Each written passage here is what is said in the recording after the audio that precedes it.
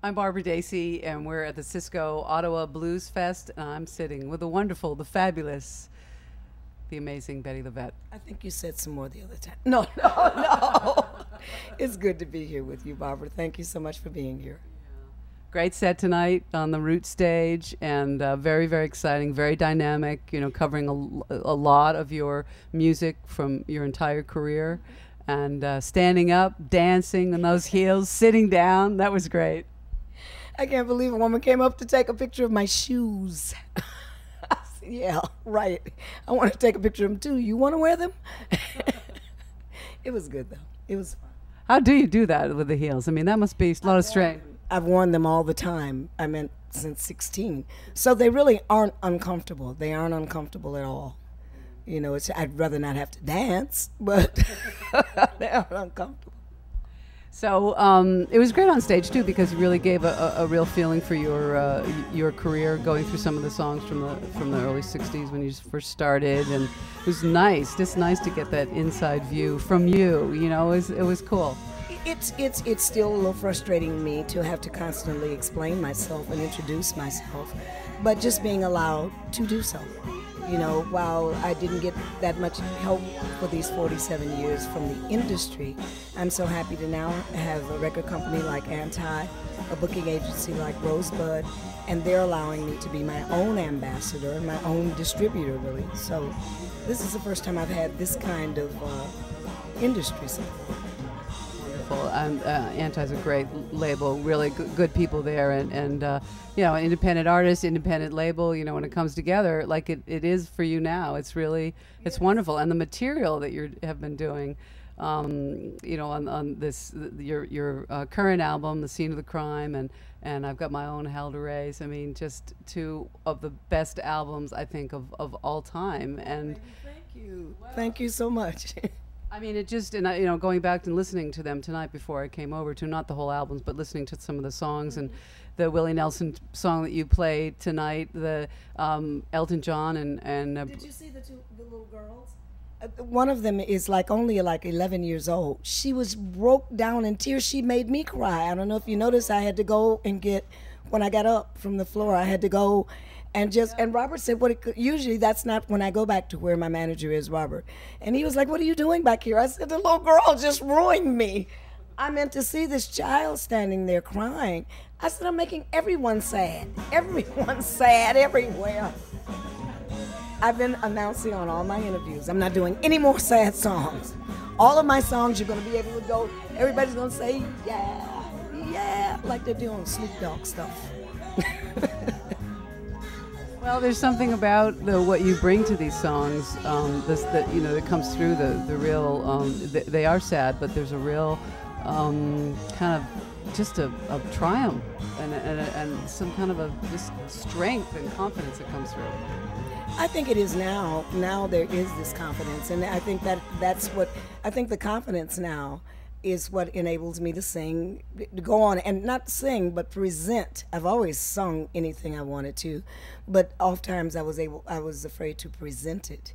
And now that everybody's just accepted me so well, I'm fearless. Didn't you see how half naked I was? I'm fearless. I did. You look fantastic.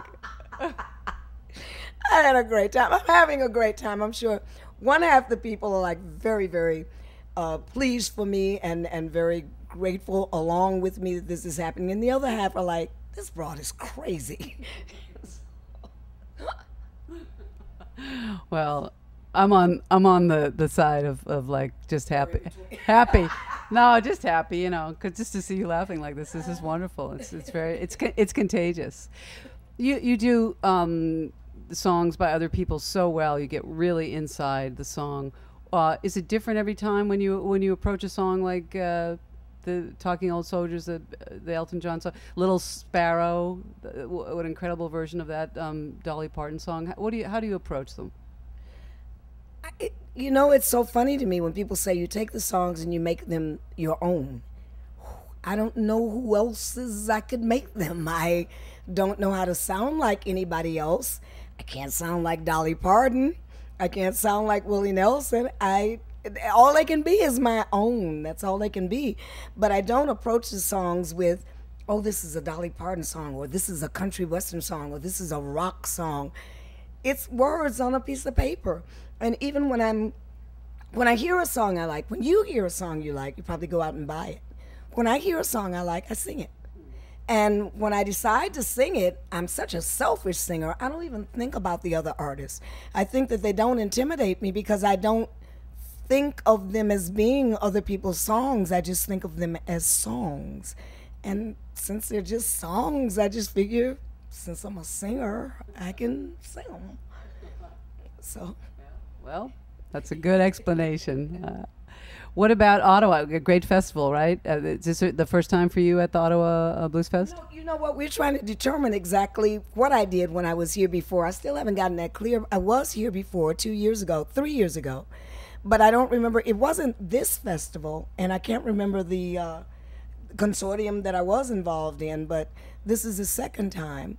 And the first time, no one had ever heard of me, and they were just as gracious as they were tonight. So I'm thrilled. I feel like they made me welcome that first time, and then when I came back tonight, they just reasserted it and just said, yeah, we really, really did like you before, and you're welcome again. So I felt really, really good. Very welcoming people, and a great festival. And this is the second year, I think, in this location. So, so maybe when you were here, it was just so beautiful looking out at the water and the whole bit. The mosquitoes a little different, but I mean, to look down and see, it was like I was in a science fiction movie or something. I looked down and my whole body was covered with mosquitoes. Well, thank you so much for spending some time with us, and best of luck with. Thank you so much for talking with me. You writers and people who do what you do, you always say like, oh, thank you so much for taking the time, but these are steps that I don't have to take because I'm trying to still introduce myself.